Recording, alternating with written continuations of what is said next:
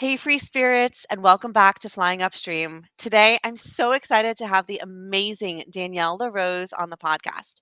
Danielle is a speaker, author, wellness coach, and body confidence strategist, and she's here to talk to us about how we can turn up our confidence and truly embrace who we are. Danielle is on a mission to help women step into their power, love their bodies, and be unapologetically confident, no matter what society tells them to look like. I know you're going to walk away from today's conversation with a fresh perspective and some powerful tools to start building your own body confidence. Danielle, welcome to the show. Hello, I am so freaking excited to be here. Thank you so much for having me. I'm such a fan, so I'm so excited to be here. Amazing. Thank you. I'm so thrilled to have you here too. You are doing such incredible work helping women shift their mindset about body image and self worth. And I can't wait for our audience to hear from you. But before we get into the conversation, could you share a little bit more about your journey? How did you get into the work that you're doing now? Yeah, so it's one of those things. I think I was thinking about the one story, right, that transformed my whole life, the overarching thing, and I'm like, oh man, but it's so many little things, right, that have built up over time for me. I remember being in sixth grade, and it was twin week, right? It was spirit week as kids. And so one of the days was twin day. And I had a best friend. So of course we're dressing up the same. And it's hot. I was in Ohio and it's almost summertime. So it's like 80, 90 degrees. And she's like, here's the outfit that we should wear. And it's shorts. And I instantly just felt like, I can't wear that, right? Like I have so much cellulite on the back of my legs that nobody should ever have to see my legs. And that's what I was thinking about in sixth grade. And since then, I don't remember really wearing shorts no matter how hot it got, whether I was in Disney World, right? And I'm sweating and I would still have pants on until I was probably about 24, 25 is when I finally like transitioned that thought process. So, and then I went to college and well, first of all, I spent all my high school graduation money on a procedure to get rid of all my cellulite. That didn't work. I don't suggest that. It was a lie, right? Like I was born this way. It's not going away. And so I went to college and I studied sociology. I became obsessed with understanding why do we think the way that we think? Why do we do the things that we do? And I'll never forget it. I was sitting in a class and we watched a documentary and it was called Killing Us Softly. And it was all about how bodies are portrayed in media. And I mean, this was before social media. So we were talking magazines and commercials and, all the old school media and how our bodies are used, positioned, and what kind of impact that can have, especially on women. And at the end of the class, so many of us women, we looked at each other like, oh my gosh, that what? Like, that's why I think the way that I think. That's why I struggle with how I feel about myself. Now, I don't want to say it all makes sense, but now it's starting to make sense that, hey, maybe this isn't my fault. Like, this is everybody else's fault that I think this way. And, of course, the guys just go about their life and just walk out and, oh, whatever. But I could just feel that it was just this community feeling of, wow, this is answering some questions for me. And so then, of course, I got out of school. I was very unhealthy. I did gain lots of weight through college, like most of us do. And I went back to doing old unhealthy habits like taking diet pills and, drinking and shakes and only eating 1,200 calories a day and doing all the dramatic things. And finally, I said, enough is enough. I'm smarter than this. I have to figure out a way to appreciate my body, love my body, be confident in my body, no matter what size it is, and also figure out how to take care of it in a way that feels really good, that I have lots of energy, that I am confident, that like I can do the things and live a great life. And so then it just kind of took off from there. And I figured it out for myself and said, oh, I just want to shake every single woman and little girl and say, here, there's a better way. And so that's how I'm here today. Long story, not short. That is so powerful. And I love how your own story drives your mission. And I think so many women can relate to the struggle of body image, especially with all the social pressures around us. What would you say is the first step in shifting our mindset from negative self talk to body positivity? Hmm, that's a good question. For me, I think the very first thing, I have a whole power method. And the first thing that I know that we get to do is understand our perspective, right? I think so many of us go day to day just thinking the thoughts, right? Of, oh, you should only eat 1,200 calories and you shouldn't eat after 6 p.m. and you should do this and you shouldn't do that. And we just go day by day without asking ourselves, but why? Who said? Where did this come from? Right? We just keep passing it along generation to generation. And so the first thing is figuring out why, where do these thoughts come from? For me, I didn't hear a lot of negative talk from my mother, but I do remember that, she went to the gym in order to change her body. It wasn't to be healthy, right? And so I heard that. I heard don't eat after 6 p.m. I think someone on Oprah one time said that. And then, we just ran with it. So I heard some of those pieces and I didn't think about it until I went on this journey. And so I started asking myself, where did these thoughts come from? Because they're not my own. I wasn't born thinking, oh my gosh, something's wrong with my body and I shouldn't eat after 6 p.m. I realized that I was taught that, right? And I heard that over and over again. So, what is our perspective and where did it come from? And then from there, then we can shift it because if we don't know what the problem is, right? If we don't know where these thoughts come from, how can we actually shift them and how can we move past them? Because they're so ingrained, they're so subconscious that we don't even think about it. So I think that's the first step of just getting real of where do these thoughts come from and opening our eyes and asking those questions. Who does this benefit? Right? Like, who do these thoughts benefit? Where do they come from? And that goes for family. That goes from maybe what we heard from our friends in kindergarten. That goes for society, right? What are the stories and the messages that we're receiving from TV, from social media, and just every single piece being like, I'm going to analyze the crap out of this. What are they trying to tell me? And do I agree with this? And who does this benefit? And I think that's a good start to then saying, okay, how do we turn up the volume on the confidence talk and what we want to think about? And how do we turn down the volume on all of those other things that aren't serving us? Yes, and that's such an important piece of the puzzle, having awareness. And I know it's hard to change what we don't see. So once we're aware of where things are coming from, that they are creating negative thoughts in us, what's a practical tool that we can start using today to shift our mindset? Yeah. So, one of my favorite things to do is ask people, what are your top 3 life priorities? Like just in life, just the first things that come to mind. Is it success in your career? Is it family? Is it whatever? It could be owning a Maserati. I don't know. Whatever your top priorities are in your life, like what are those? Because here's the thing, everyone wants to quickly jump to, right? Like, how do I just think positive thoughts? How do I get rid of the bad thoughts and all that stuff?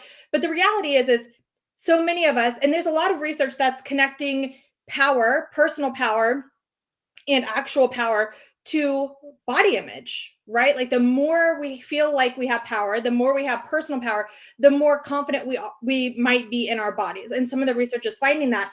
And so we have to figure out how do we stand confident in ourselves, and that's understanding what our priorities in our life are, right? And so then the point is, if your top priority is not having a quote unquote perfect body, is not having six-pack abs, is not being a, whatever on the scale, then also coming back to ourselves and saying, okay, that thought is not actually serving my top 3 priorities. So what do I want to focus on? Right. And so it's ordering and it's focusing on what's actually most important to us, what's actually most important to my life. Research has shown that women on average, there's one study that shows that women on average spend about 12 hours a week thinking about their bodies, just thinking about them. What would I do with my life if I had an extra 12 hours in the week? Right. So Yeah. the goal isn't to be like, oh, take these negative thoughts, get rid of them, have only positive thoughts. For me, I don't really care if you have negative or positive thoughts. What I want you to think is nothing at all about your body, right? Like, how can we focus on everything else that is really important in our lives that has nothing to do with the way that we look? Because we tell everybody, right? How you look is the least interesting thing about you. But yet we're all still thinking about our bodies and we're all still talking about our bodies. So I want us to shut those up and focus on those top priorities. So again, if you find yourself in the mirror, and I'm still living in this world, so I still have these feelings too, right? Like, oh my gosh, my pants aren't fitting today. Like, what am I going to do? I need to lose weight. Like, that might be my first thought. And then I shift it and say, okay, what do I actually want? Do I want more energy today? Do I want to feel better in my clothes? Okay, great. So then I get to go make a choice. And what is the first choice that I can make right now in this moment to feel good in my body. And maybe that's walking on my treadmill. Maybe that's eating a veggie. Maybe it's, having a dance party with your kiddos. But it's just taking that next action then to say, here's what the priority actually is. That's not it. The thoughts that are in my head aren't really it. That's so powerful. I really love that. The focus shifting from how you look to how you feel. Mm. And something that someone told me, so I have 2 young daughters, and somebody told me that in our society, it starts very young, especially with women and girls. And that is that, for example, over the holidays, my kids were dressed in nice dresses and we went out and somebody says, "Oh, I love your dress. You look so cute." It's immediately on the physical appearance, even for little kids.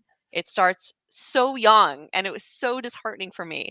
And so now I do try to make a point to tell my kids, yes, it's important, you know, to look nice, but it's more how you feel. Do you feel good in this dress? Is it comfortable? Do you like how it twirls? All the things that I think that they enjoy doing. That's so much more important than what people think of you and what that physical appearance is. Yeah, I try to give people a challenge, like, please drop the fire emojis when you think a woman is on fire or a man, like whoever, you're like, yes, you're rocking that outfit. Like, please give, because it does feel good still, right? At the same time, though, can you also give 2 more compliments about who they are as a human, right? Like their strengths, how that makes them feel, right? Like all those like fun things that actually says you're a really great human. Because I care more if I'm a great human than how this outfit looks, because this outfit's not going to fit forever, And so, Yeah.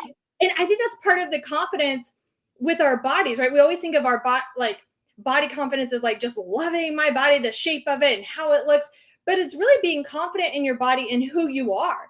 For my wedding, I went against the norm and I wore pants for my wedding. And, people were like, oh my gosh, that's so Danielle. I didn't do it to be, you know, get all attention, because I actually don't like attention on myself. So I didn't do it for that purpose. I did it because that felt really good to me. I was like, that's just how I feel most confident in my body. The dress just wasn't, I put one on and I was like, no, this just isn't me. This doesn't feel right. And so I think it's just important to remember that too. Like you saying, with dresses or with any outfit that you put on, how do you feel? Does it make you feel powerful? Does it make you feel confident? It's not just how you look in it, but how it really makes you feel. So I love that you said that. Yes, I really appreciate your focus on that. And I know one of the things that you strive for and that I really appreciate about you is how you help women find their community. And so how would you suggest someone who's looking for support with body confidence should start building that community? Yeah. Of course, the easiest first thing to say is social media, because that's where many of us live. That's where we're opening our phones. And that's where a lot of our body image issues can come from, or body confidence can come from. And so I focus there because that's where I feel like a lot, especially young girls too, really focus there. So who are you following? What are you following? And how is it making you feel? Right. And doing a detox, right? People are all obsessed, like, let's do detox, not eat for 48 hours. How about we do a detox of our social media? If you see someone, and even if they're your friend, even if there's someone who is posting inspiring things, but perhaps when you look at it, you think, oh, what's wrong with me? Right? Why I need to look like that? I need to change this. I need to do this. Right? Unfollow.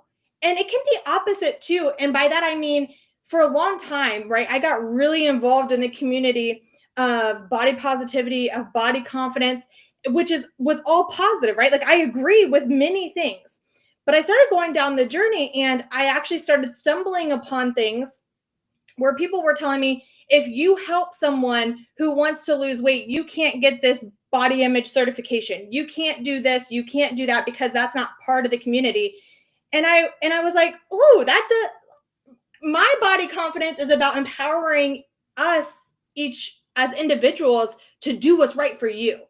Yes, I'll tell you the science. Yes, I'll give you the strategies that work for me. Yes, I have all the credentials behind my name that can tell you all these things. But at the end of the day, I want you to feel powerful in your body. So that's you making choices that are right for you. So I'm not going to follow along, right? So I had to start unfollowing a lot of those accounts, because telling me that like I shouldn't help someone because they have this goal that you don't agree with, well, I don't agree with that. So I think it's just getting really clear about what is the community that you want to have around you, and then also on social media, but then also out in the world. And it's not easy finding a body confident community of people to be around. And also, we have friends and family that we're often around who go out to dinner and say, "Oh, I shouldn't eat this," or "That's really bad for you," or and they keep talking this talk, and you're like, "Oh my gosh, I'm just trying not to think these things. Would you please shut up?" And so it's just important, if you have the confidence in that moment, to just say, "You know what, I think we have more important things to talk about." So it's also building that community around you to say, "I'm not going to talk about my body, I'm not going to bash my body, I'm not going to talk about the calories in food while we're enjoying dinner." And so it also encourages the people around you to do the same thing. So then you can build that community. So it might not be finding it, it might be also creating it. That is beautiful. That is beautiful, and I love how you talk about starting with social media, but that's not the end all be all, that there's a lot more to it, and that it is important to create the community or find the community that works best for you. And as you said, even if that's something as simple as being out at dinner and you say to your friend, "Hey, let's not focus on how many calories are in this meal tonight. Let's just focus on how delicious the salad is," right? Or Right. whatever it may be. Like just little tiny steps, because I think when we think about community, it can be overwhelming. Well, I gotta find a group to join or a club. Where do I find it? What if I don't like the people? Then I have to put myself out there and feel rejected, and that's hard. And so Yeah. I really appreciate what you're saying, is that you don't necessarily have to go online and find this brand new group. You can slowly direct your own group, your own friends, and help make that what you want it to be. Create that life as you need it to be, which I absolutely love. Yeah. I'm so curious to know what your thoughts are on something like imposter syndrome. So, for example, let's say there's somebody who is trying to have more body confidence, but there's still that little voice in the back of their head that says, you shouldn't be eating after 6 p.m. Did you really need that donut? Right? All these voices that are just so hard to get rid of, even though we're really, really, really trying. And at the same time, trying to maintain that positive outlook and that vibe going forward, where you're saying, "I'm not counting calories, but should I eat that cookie?" Right. How do you balance the 2? Yeah, I think it's interesting. I'm not sure there's such thing as balance. If I'm just going to keep it real. I'm not sure there is balance. For me, I remind myself, right? So that's the most important thing of remembering. When you see people who are body positivity and body confidence, and we're preaching love yourself, do all these things at the same time, probably what we're sharing on social media and what we're telling you is what we're telling ourselves. Because here's the reality.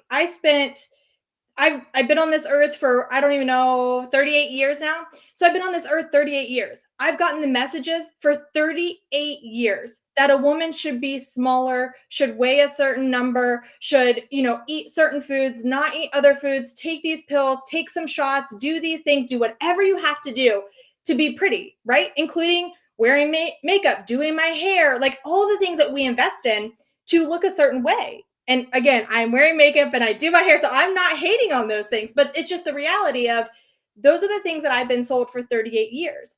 I cannot expect, even over what, 15, 20 years that I've been studying this, I can't expect myself to now be like, "I'm so positive. I love everything about my body. My body is great." Right?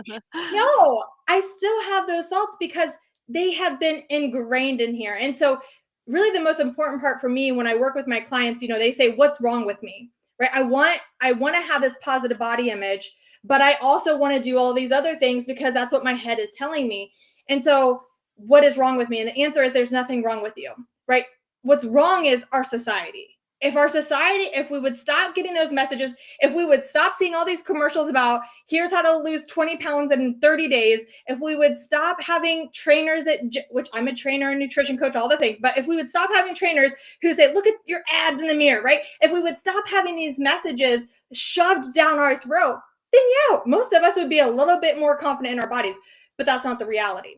And so it's reminding yourself that it's not your fault, but now it's your responsibility to shift, right? So maybe not a balance, but maybe it's a shift. So I like to say, think of like your favorite song, right? When you hear it on the radio or on Spotify, wherever you listen to your music, you hear it and you're like, do you say like, turn it down? No, you're like, turn it up, right? Like, I want to hear more of that. And same with the song that you like can't stand. You're like, oh my gosh, please turn that off. If I hear that one more time, I'm going to rip my hair out. And so it's the same with these thoughts that we have in our head. It's a playlist. And so we get to decide, what do we want to turn up and how do we turn it down? And so when we get those quote unquote negative thoughts about ourselves or the calories or whatever, instead of saying, oh my gosh, I'm so frustrated with myself that I had that thought, what's wrong with me, right? We start shaming ourselves over that, and shame never created positive results. And so instead of going quickly to shame and saying, what's wrong with me? Why do I have these negative thoughts? It's okay. I hear you. I understand. We're having this thought and I know where that comes from now. So now I'm going to say, thank you very much. I know you're trying to protect me. I know that like you're trying to do your thing up there, brain, but I'm going to ask you, like, instead, can we please focus on this? Right. And so we know that what we focus on expands, right? When you get a new car, now all of a sudden everybody in the world has your car, when really it just, you never saw it before because you weren't focused on it. And so it's all about figuring out how to focus on that. So it's just taking that thought. If it's, oh my gosh, I should only eat 1,200 calories, instead it's, am I hungry? What do I need to fuel my body right now? Right. And so it's getting really good at figuring out, here's the thought. What are some things that I can say and try to shift up here?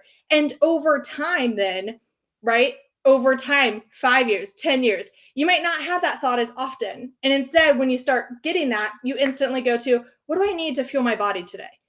Right. And so it's just giving yourself grace around that. That's brilliant. That's absolutely brilliant. I'm curious to know your perspective on body imperfections, right? Because I know it's become a bit of a trend for celebrities to post on social media highlighting their imperfections, such as cellulite, wrinkles, and such, almost calling attention to it. And on the surface, it seems a positive thing, meaning Mm-hmm. that it's saying, oh, sure, we all have wrinkles, we all have cellulite, and nobody is perfect. But do you think it is truly having a positive impact? If we look at the stats and how girls and women currently feel about their bodies, the answer is no, right? Because it's just getting worse. 5 year olds, as early as 5 year olds, they're starting to diet. And so I would say that no, it doesn't work. However, I will say that I used to do this, so I am judging no one. I used to show my cellulite and my rolls and my all the things and say, look at me, like I'm the same as you. Because again, I thought that that was like a positive thing and that was trending. I started doing more research, and a lot of it has found that, I shouldn't say a lot, a decent amount of research has shown that, again, it just keeps us thinking about our bodies. And if we're just thinking about our, right, like if you see my cellulite, psychologically, what you do is you instantly think about yours. Before that, you might have been thinking about your next vacation. But now I just said, hey, look at my cellulite. And you're like, oh, wow, I have cellulite too. Oh, great. Right. Like it's probably not like, oh my God, I love that cellulite. That's so great. But it's more of like, wow, I have that too. And yes, there's that connection piece, right? Of like, okay, well, that's a normal body and I have a normal body. So that's great. But again, if we want to let women have more time and more energy and more, right, average woman I think spends about $250,000 in her lifetime changing the way that she looks. So if we want her to have more money, more time, more energy to do things, we get to not focus so much on our bodies. And so I would say that it doesn't work. However, I will also tell you that I just had an interview with a body image researcher, PhD, and she was saying that actually she thinks a little bit of that could be beneficial. So that we do see we're normalizing different types of bodies. So I don't think there's like a right answer. I will just say that I have personally chosen not to do a lot of that anymore because again, my goal is that you think less about your body. I don't need you. You know that I have cellulite, right? Like we know, not what is it, 80% of women have cellulite. We know that we all have rolls, right? We all know we have wrinkles because we get older, unless you get all the things to fix that. But and I will say, you said imperfections. I think it's interesting that we use that word like perfectly imperfect. My argument is I don't think we're perfectly imperfect. I think we are just perfect. Who said that cellulite, wrinkles, rolls, all those things were bad? Well, the $6 billion industry that profits when we buy the products to change those things. That's who benefits, right? So I don't see those as being imperfections. I see those being as like, this is a body. This is just what it is. And I think we're perfectly perfect as we are. Beautiful. I could not agree more. I think that is totally spot on. And I think a lot about things like that as I talk to my children, as I mentioned, and they say, "Don't I look pretty in this dress?" And I say, "You do, but how do you feel in it?" Right? Yeah. I try to plant those seeds. Now, I know you do some work too with mothers and children. Can you tell us about that? Yeah. So as I started going on this journey myself and started coaching other women, I started realizing again all the research showing how young girls feel about their bodies at such a young age. And I'm like, we have to do something about this. I don't want another girl to be like me who spends all of her high school graduation money on a procedure to get rid of cellulite, right? I don't want another girl to stop wearing shorts when it's hot because she's insecure with how her legs look. And so I said, we have to do something different. And the more I, again, went into the research, the more I realized that how a mom feels, her body image, the words that she uses, how she approaches health and fitness is a direct impact on how a girl will feel, think, do about her body. Now, that's not to say that it can't go haywire, right? We know there are other influences on kids as well. I'm not putting all the pressure on the moms, but we do know that moms and girls, there's a correlation there of how a mom feels for how a girl will, see her body. And so I started out thinking, let's do a girl mentorship, right? And it's very trendy. I volunteer for Girls on the Run and all that. So I was like, that's really cool. I think we can do something here with girls. And the more I thought about it, I was like, but if I have a girl and I tell her all these things and I give her all the tools and all the resources to create a healthy body image, and she goes home and she has dinner tonight and her mom is sitting there talking about how she shouldn't eat this, she needs to get rid of carbs, no dessert tonight, tomorrow we're going to the gym to work this off, none of what I just said matters, because mom, what she just said completely just wiped out what I said, because mom's most important in her life, or a female figure, if it's not mom, right? Like whoever is her important person in her life, her words are stronger than what mine would be as her mentor. And so we created this program for girls and moms, and we actually just had our event this past weekend called the Self Love Soiree, where moms and girls come together and say, okay, let's work apart, figure out what are those negative thoughts we have, how do we build that self-confidence, how do we build that self-love, and now let's come together and let's share, let's talk about those things, and what can we do together to help each other build up our self-love. Because there's also research that shows as girls build their self-love and their self-worth and their confidence, moms also get the rewards of that as well, because they start mimicking what their daughter is doing. So there's this beautiful thing that happens when both mom and girl are working towards that self-love, that confidence, that positive body image, that they both are supporting each other, and we get positive results from that. So for me, that's the most important part, right? Because we're just going to keep passing things down, all these crazy thoughts that we have, all this, how to lose weight and all this. We're just going to keep passing these things down until we finally say, no, we're not doing this anymore, right? Like it ends with us. It ends right here, that we're no longer going to allow the next generation of girls to grow up that way. And I keep saying girls, but it's also boys. There's body image issues with boys as well. But yeah, so I think it's really important just to say this ends with us, and how can we build this confidence and self-love together as a team? That's where it's really powerful. I love and so appreciate that you're pulling moms into the picture too, because it is so critical. I know for myself, I was raised in a household where there was a lot of focus on body image, the right clothes, hair, face, everything. It was really important. And as I've gone on my journey to redefine what beauty is and success and being more confident, I think often about what message I'm sending to my children. So thank you for doing that work, Danielle. That's really, really amazing. Thank you. And as we start to wrap up here, I'd love to ask you one last question. If you could leave our listeners with one piece of advice to start their journey toward body confidence today, what would it be? I think the first thing would be patient with yourself, and know that it is not your fault that you have the thoughts that you have. They came from somewhere else. You were not born that way. You were not born questioning how pretty you are. You weren't born saying that I need to change the way that I look. You weren't born that way. You were born confident. You were born with that personal power. You were born to be the version of yourself. The body, you only get one body to live in. And you were born with that body. And so be patient with yourself and know that with time, it it will heal, it will feel better. You'll learn how to work with your body and listen to your body and live right. Like the goal isn't to change the way that we look. The goal is to live a beautiful, powerful life with so much confidence and the success, like you said, that you say, right? What is your definition of success? What is your definition of confidence? And staying true to that and reminding yourself that if it's not good for your mental health, it is not good for your physical health, sister. Right? Like if you are making choices and doing things that are literally stressing you out, making you feel shame, then it's not good for you. So how can we shift that? What changes can we make to where what you're doing and how you're feeling, it's good for your mental health just as much, if not more, than your physical health? And just remembering that you have the power to be confident in yourself and know that confidence is a trust and belief in yourself. Confidence does not come from changing your outside, because I promise I've done it. I've gotten the 4 6 pack and I promise you I felt no more confident in my body. I just kept thinking, how can I change it?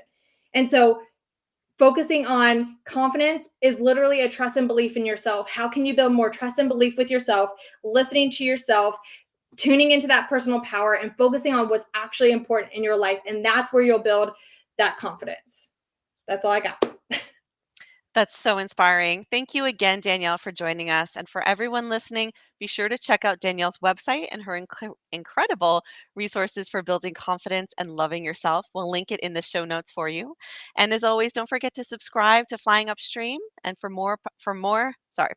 don't forget to subscribe to Flying Upstream for more empowering conversations. And we'll see you next time.